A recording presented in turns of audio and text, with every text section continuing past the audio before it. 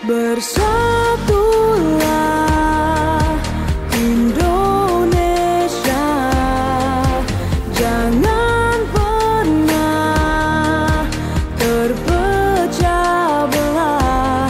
Walau kita berbeda, walau kita tak sama, Radio Republik Indonesia, kita Indonesia sesungguhnya.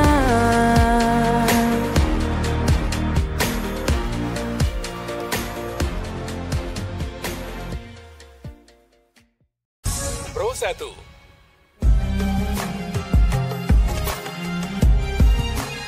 Mutiara Pagi Pro 1.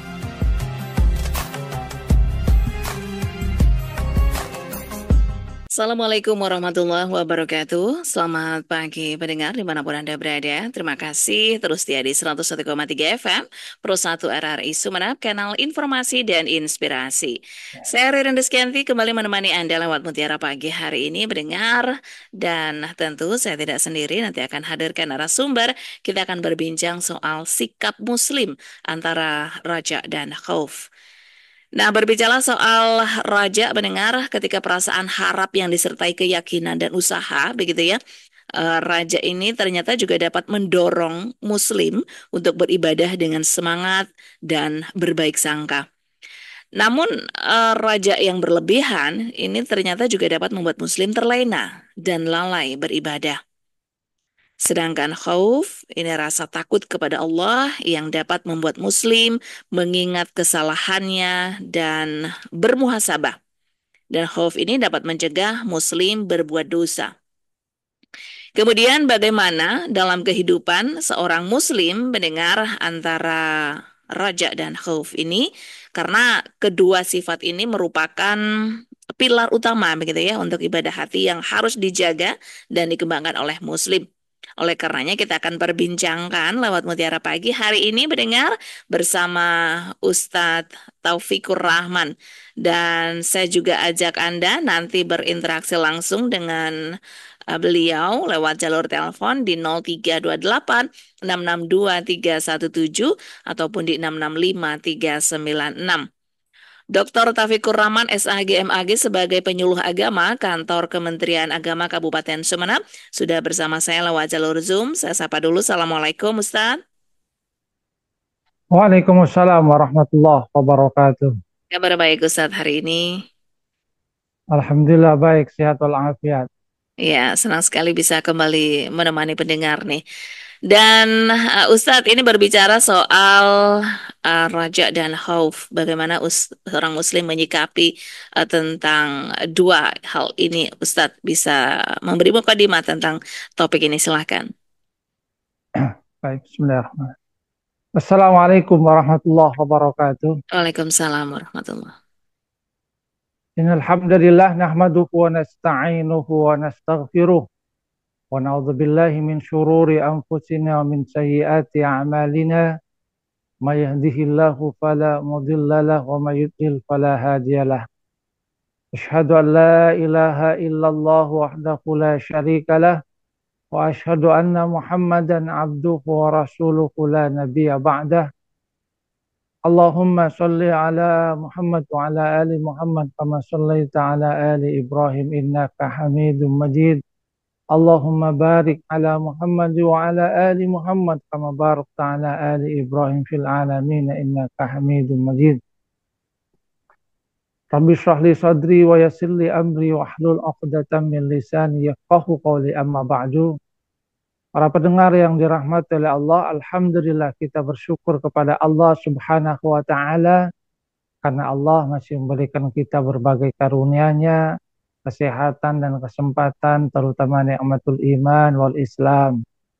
Kita berharap bahwasanya nikmat-nikmat itu akan terus diberikan oleh Allah Subhanahu wa taala kepada kita.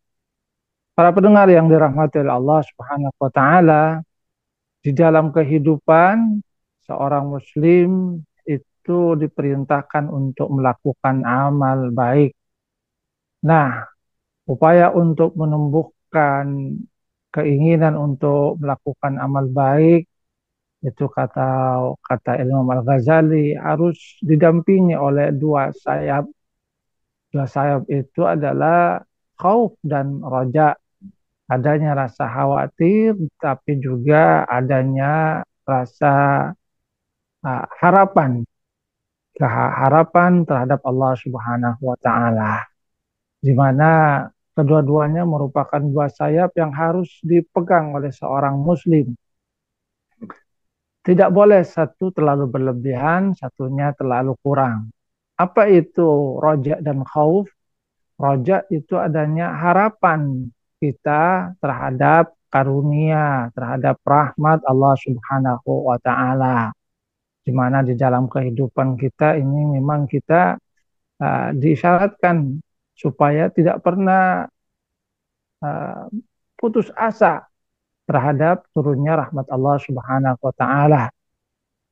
La taqnatu min rahmatillah. Jangan pernah putus asa terhadap nikmat Allah Subhanahu wa Ta'ala, terhadap karunia Allah Subhanahu wa Ta'ala. Karena sesungguhnya Allah Subhanahu wa Ta'ala itu memberikan kepada kita karunia berharga, yaitu keimanan. Yang keimanan itu harus kita jaga dengan sebaik-baiknya sampai kita menghadap Allah Subhanahu wa Ta'ala. Nah, upaya untuk menumbuhkan roja atau harapan ini adalah dengan banyak mengingat nikmat yang diberikan oleh Allah Subhanahu wa Ta'ala kepada kita. Dalam keseharian, Allah Subhanahu wa Ta'ala itu memberikan kepada kita banyak sekali karunia-Nya. Bangun tidur, maka kita syukuri tentang itu. Alhamdulillahilladzi ahyana ba'dama amatana wa ilaihin nusyur. Sehingga dengan demikian, maka seorang hamba itu akan menyadari betapa sesungguhnya karunia dari Allah Subhanahu wa Ta'ala itu begitu banyak terhadap dirinya. Mungkin dalam keseharian kita melakukan sedikit khilaf, salah. Akan tetapi ternyata kita menyadari bahwasanya Allah Subhanahu wa Ta'ala masih memberikan curahan rahmat-Nya. Kesalahan yang kita lakukan ternyata tidaklah kemudian membuat Allah Subhanahu wa Ta'ala menghentikan nikmat-nikmat-Nya kepada kita. Kita terus diberikan oleh Allah Subhanahu wa Ta'ala curahan karunia-Nya. Kita tetap diberikan kesehatan, kita tetap diberikan rezeki, kita tetap diberikan berbagai nikmat yang lainnya yang terus kita rasakan. Maka dengan mengingat nikmat-nikmat itu, kita terus bisa berharap bahwasanya Allah Subhanahu wa Ta'ala akan memberikan terus kepada kita rahmat-Nya, karunia-Nya. Karena kita sadar bahwasanya Allah Subhanahu wa Ta'ala zat yang maha rahman, zat yang maha rahim. Allah Subhanahu wa Ta'ala ternyata masih mencintai kita, menginginkan agar kita melakukan kebaikan, terus berada di dalam rahmat yang sesungguhnya paling utama, yaitu keimanan kepada Allah Subhanahu wa Ta'ala. Akan tetapi roja yang kita miliki itu jangan sampai berlebihan. Harus diimbangi juga oleh khauf. Khauf itu adanya rasa khawatir. Rasa khawatir terhadap murka Allah Subhanahu wa Ta'ala. Rasa khawatir terhadap hilangnya karunia yang diberikan oleh Allah Subhanahu wa Ta'ala. Rasa khawatir terhadap sesuatu yang mungkin akan menimpa kita manakala kita melakukan hal-hal yang tidak diridhoi oleh Allah Subhanahu wa Ta'ala. Nah, adanya rasa khauf, rasa khawatir ini yang akan membuat seseorang bisa mengekang dirinya dari perbuatan-perbuatan yang dilarang oleh Allah Subhanahu wa Ta'ala. Sebab adanya kekhawatiran ini membuat kita melakukan amal soleh, meninggalkan apa yang dilarang oleh Allah Subhanahu wa Ta'ala. Kita khawatir bahwasanya nikmat itu akan dicabut sebagaimana yang diisyaratkan oleh Allah Subhanahu wa Ta'ala, la in syakartum la azidannakum. wala in kafartum inna azabi lasyadid. Kalau kamu bersyukur, pasti akan aku tambah nikmatku. Tapi kalau kamu kufur, maka sesungguhnya azabku ini amat pedih. Nah, ketika kita merenungkan ayat ini, maka kita akan mendapatkan gambaran tentang dua sisi yang sesungguhnya Allah Subhanahu wa taala isyaratkan. Adanya rahmat yang nanti akan berkaitan dengan rojak kita kepada Allah Subhanahu wa taala, tapi juga adanya khauf, yaitu adanya ancaman yang diberikan oleh Allah Subhanahu wa taala manakala kita ini tidak mensyukuri nikmat yang diberikan oleh Allah Subhanahu wa taala. Jadi khauf ini akan memberikan satu benteng bagi kita di dalam upaya menghalangi diri kita dari perbuatan yang dilarang oleh Allah Subhanahu wa taala, dari perbuatan maksiat, sehingga dengan adanya rasa khauf kita ingat bahwa akan ada siksa dari Allah Subhanahu wa taala, akan ada murka dari Allah Subhanahu wa taala, ada ancaman azab dari Allah Subhanahu wa taala, akan hilangnya nikmat-nikmat yang Allah Subhanahu wa taala berikan kepada kita. Manakala ada rasa khawatir seperti itulah, seorang manusia kemudian akan bisa membentengi dirinya.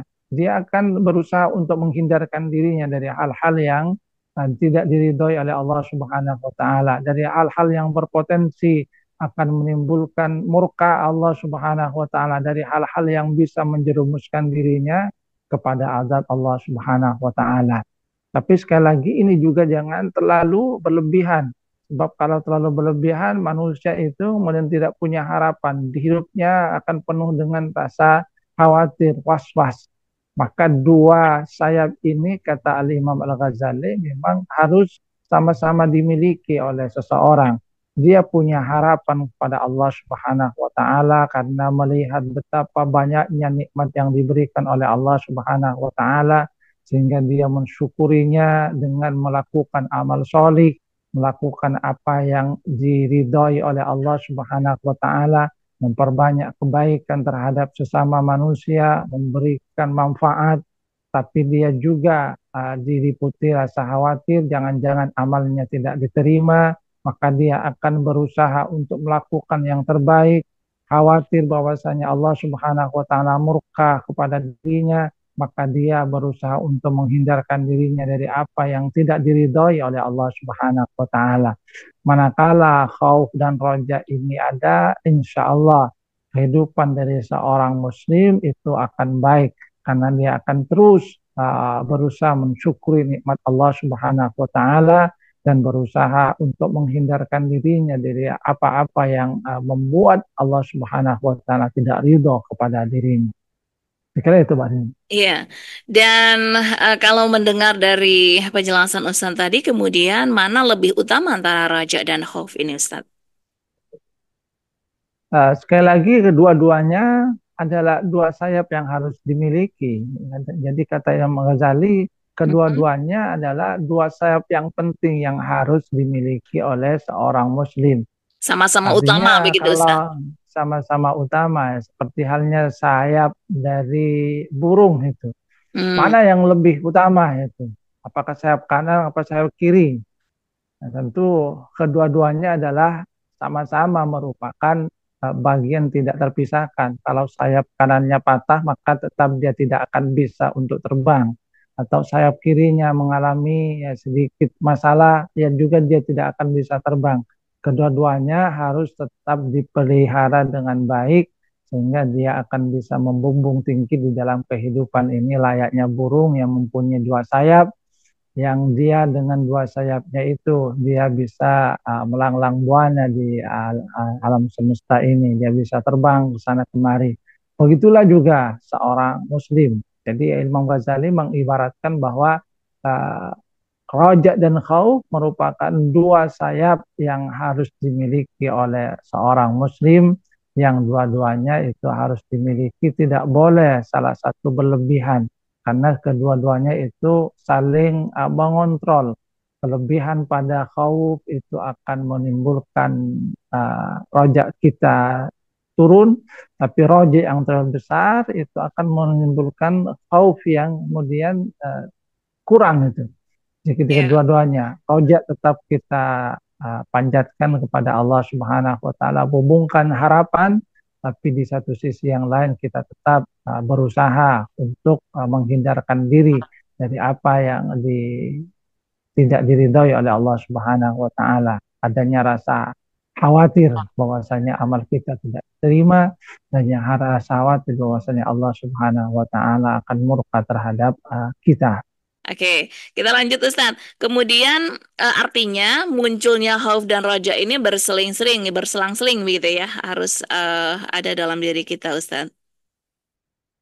Ya, kedua-duanya harus menjadi bagian yang tidak terpisahkan. Jadi ketika seseorang itu melakukan amal ibadah misalnya, dia ada rasa khauf, tapi juga ada rasa roja. Roja. Iya. Rasa khauf misalnya membuat dirinya berusaha untuk melakukan hal yang terbaik, Mhm. bahwa dia khawatir jangan-jangan amal saya tidak diterima, maka dia akan memperbaik amalan dirinya. Tapi di sisi lain dia tetap berharap bahwasanya Allah Subhanahu wa taala menerima amal yang dia lakukan, karena dia menyadari bahwasanya Allah Subhanahu wa taala itu eh, banyak sekali karunia yang diberikan, bahwasanya Allah Subhanahu wa taala zat yang maha memaafkan, Allah Subhanahu wa taala zat yang maha kasih, maha sayang, walaupun ada sedikit khilaf, salah, akan tetapi Allah Subhanahu wa taala menjanjikan ampunannya. Itulah yang kemudian dia ada pada diri seorang muslim. Sebab kalau rasa rojak berlebihan, maka dia tidak akan mengontrol diri. Iya. Misalnya dia sholat, sudah pasti akan diterima. Maka dia tidak akan mencoba untuk memperbaiki sholatnya. Ya, sholat asal sekedarnya saja, karena dia terlalu berlebihan dalam rojak. Selesai pasti diterima, yang penting saya pokoknya sholat. Tapi kalau terlalu tinggi khaufnya, maka dia akan melupakan nikmat dari Allah Subhanahu wa taala. Dia kemudian akan terus diliputi oleh rasa khawatir yang berlebihan. Dan ini adalah sesuatu yang tidak baik. Hmm. Rasa khauf itu dalam upaya untuk mengontrol. Jadi dia akan melakukan hal yang terbaik karena khawatir bahwasanya Allah Subhanahu wa taala tidak akan menerima apa yang dia lakukan, khawatir ada kekurangan, maka dia berusaha untuk memberikan yang terbaik. Tapi dengan harapan yang masih ada, dia kemudian menyadari, kalaupun nanti masih ada kekurangan, maka dia yakin bahwasanya Allah Subhanahu wa taala akan menerima apa yang dia lakukan, karena Allah Subhanahu wa taala itu maha tahu terhadap kondisi hambanya. Iya. Jadi uh, dua sayap ini sangat penting untuk Hmm. menjaga keseimbangan dari seorang muslim. Kemudian bagaimana cara membangun sikap raja dan khauf ini Ustadz agar selalu ada begitu? Rasa rojak seperti yang saya sampaikan tadi adalah dengan banyak merenungkan nikmat Allah Subhanahu wa taala. Ketika kita merenungkan dalam kehidupan, kita akan sadar dalam keseharian mungkin saja kita ini sesungguhnya banyak kesalahan, ada salah, ada khilaf, tapi ternyata kita menyadari juga bahwa dengan kita masih berbuat salah, khilaf, karunia dari Allah Subhanahu wa taala itu ternyata masih tetap kepada kita, Mhm. tidak berhenti. Mhm. Kesehatan masih diberikan oleh Allah Subhanahu wa taala. Rezeki ternyata masih juga diberikan oleh Allah Subhanahu wa taala. Karunia yang lainnya, hidup itu juga masih diberikan oleh Allah Subhanahu wa taala.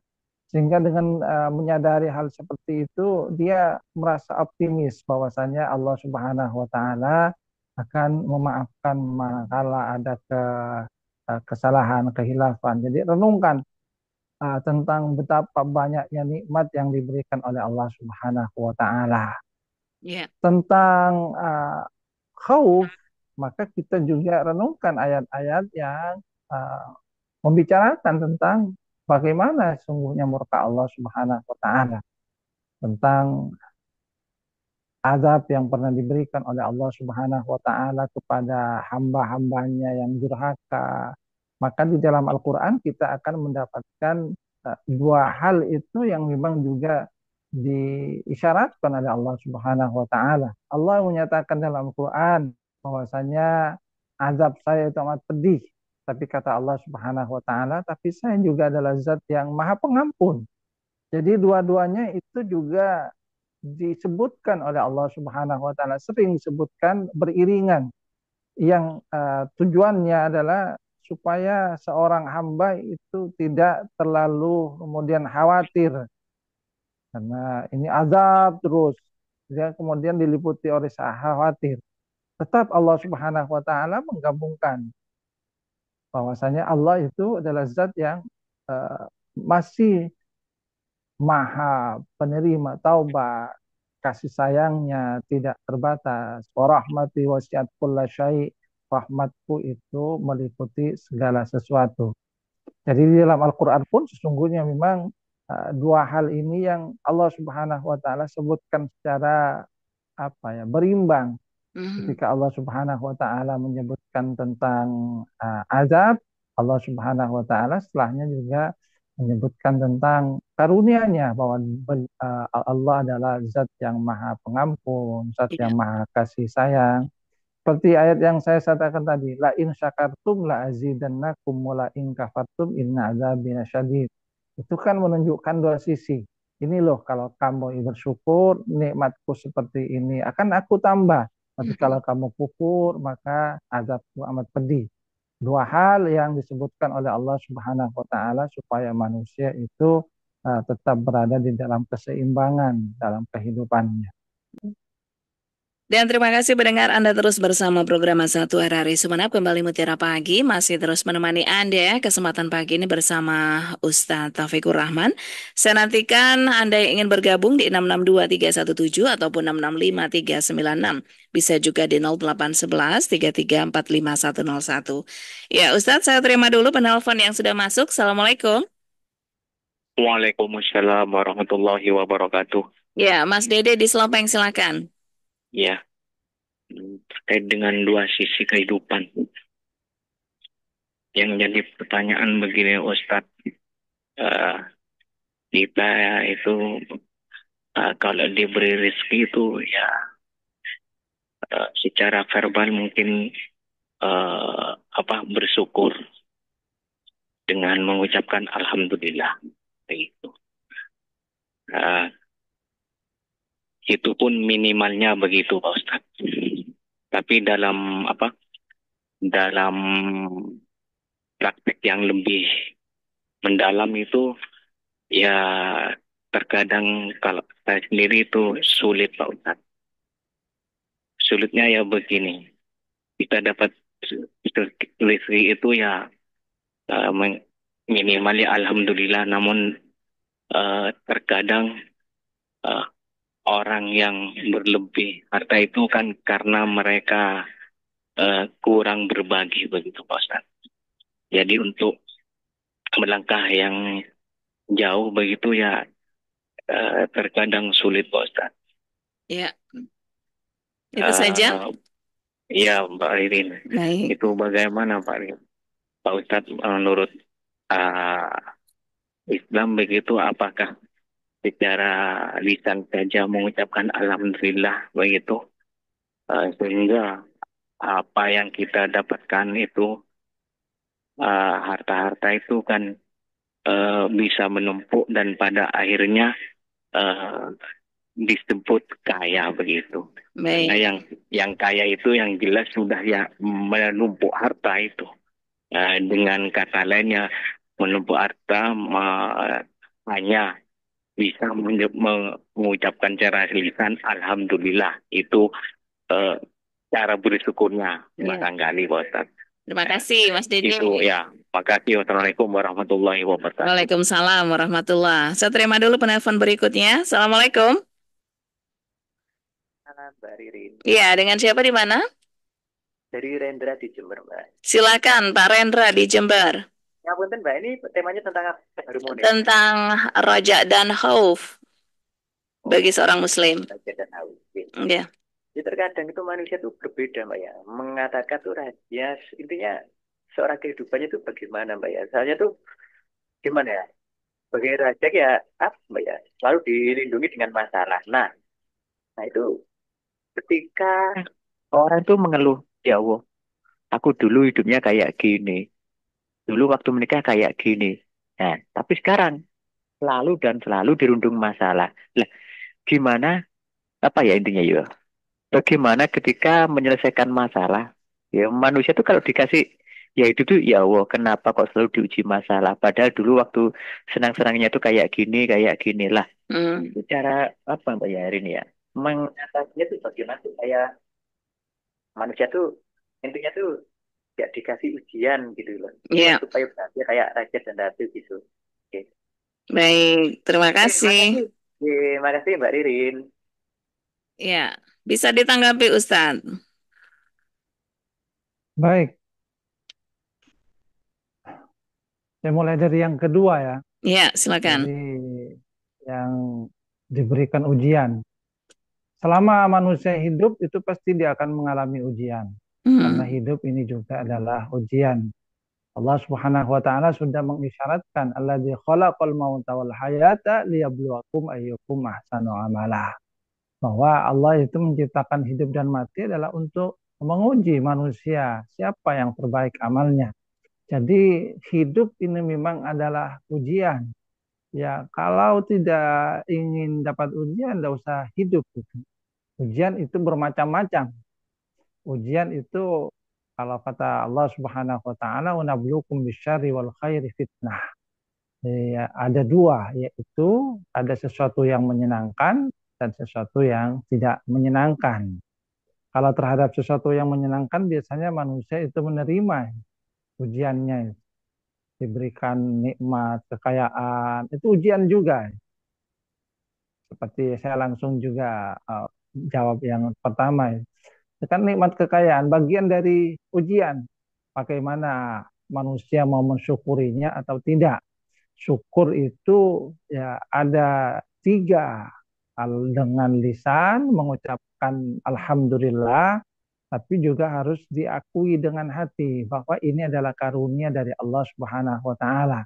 Manakala seseorang itu menyadari bahwa itu adalah karunia dari Allah Subhanahu wa taala, semua adalah pemberian dari Allah Subhanahu wa taala, maka insya Allah dia tidak akan eman terhadap apa yang diberikan oleh Allah Subhanahu wa taala.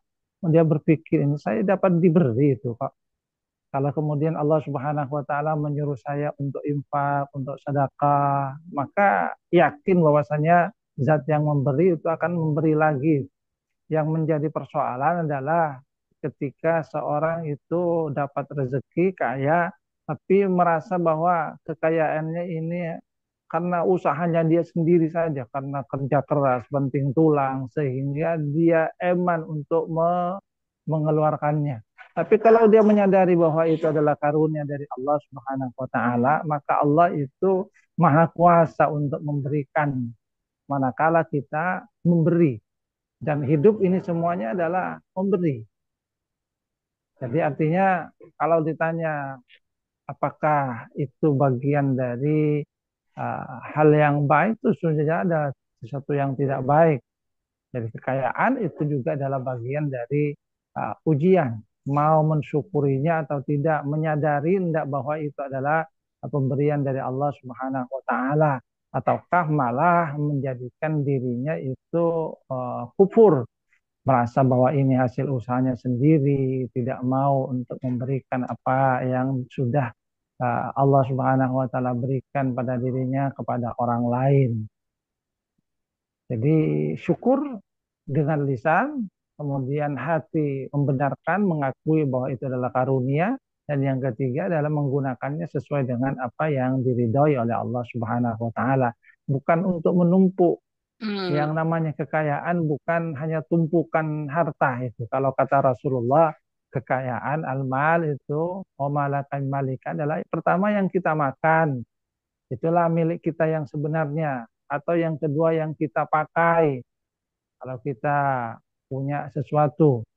Dan itu kita manfaatkan di dunia. Dan yang ketiga itu kata Rasulullah yang kita sedekahkan. Kita gunakan di dalam kebaikan. Diberikan kepada anak yatim, disedekahkan kepada tetangga yang miskin, atau amal jariah, wakaf. Dan itu yang kata Rasulullah sungguhnya kita abadikan. Nah, manakala kita menyadari hakikat harta seperti itu, insya Allah tidak akan eman. Sebab tumpukan harta seperti itu belum tentu menjadi milik kita, kata Rasulullah. Yang selain tiga itu, bahwa zahib, berpotensi untuk pergi dari kita. Atau kalaupun tidak pergi, masih ada tarikuhu linnas, akan ditinggalkan untuk orang lain. Meninggal dunia, belum sempat untuk mencicipinya, menikmati, sudah keburu meninggal dunia. Ini namanya kerja keras tapi tidak menikmati. Nah, untuk yang namanya harta itu adalah yang dinikmati. Itu sungguhnya yang disyaratkan oleh Rasulullah. Dua dinikmati di dunia, satu dengan yang kita makan, kemudian yang kita pakai. Yang satunya adalah kita nikmati akhirat dengan cara mempergunakannya di dalam kebaikan, bersedekah, wakaf, dan lain-lainnya. Iya, jadi tidak hanya sekedar ucapan saja dengan alhamdulillah begitu ya Ustaz, tapi banyak bentuk rasa syukur. Rugi itu. Kerja keras banting tulang sudah numpuk harta banyak-banyak tapi tidak menikmati itu kan. Hanya melihat angka-angka. Ini ujian berupa hal yang tidak baik. Nah, yang kedua ini bisyari, sesuatu yang tidak menyenangkan tadi yang ditanyakan. Manusia itu banyak mengeluh karena diberikan ujian yang tidak menyenangkan. Kedua-duanya sesungguhnya merupakan bagian dari ujian. Kekayaan yang menyenangkan itu adalah ujian, kita bersyukur atau tidak. Yang kedua adalah sesuatu yang tidak menyenangkan. Dan itu untuk menguji kita bersabar atau tidak. Dan kalau kita renungkan, tidak ada manusia itu yang terus dapat ujian yang tidak menyenangkan. Selalu berbaik sangka begitu ya Ustaz? Ya, berbaik sangka. Bahkan di dalam Al-Quran itu Allah mengisyaratkan innamal usri yusra, bersama dengan kesulitan itu ada kemudahan. Artinya saat seseorang itu dapat kesulitan, maka pada saat yang bersamaan sesungguhnya Allah itu memberikan kemudahan. Hanya saja fokus manusia itu tertuju kepada kesulitannya itu. Lupa, janji Allah itu bersama dengan kesulitan ada kemudahan. Jadi yang harusnya dilakukan itu adalah cari di mana kemudahannya itu. Karena itu sudah dijanjikan oleh Allah Subhanahu wa Ta'ala. Kalau satu pintu tertutup, pintu lain itu terbuka. Jadi jangan menunggu pintu yang tertutup.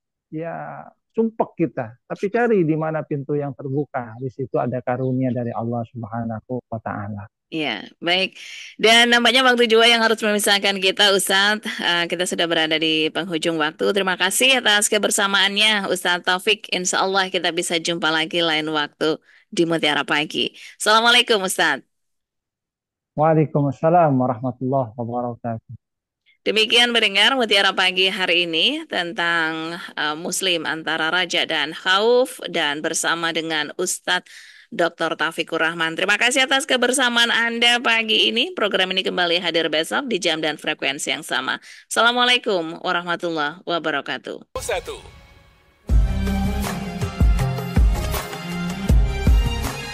Mutiara Pagi Pro 1.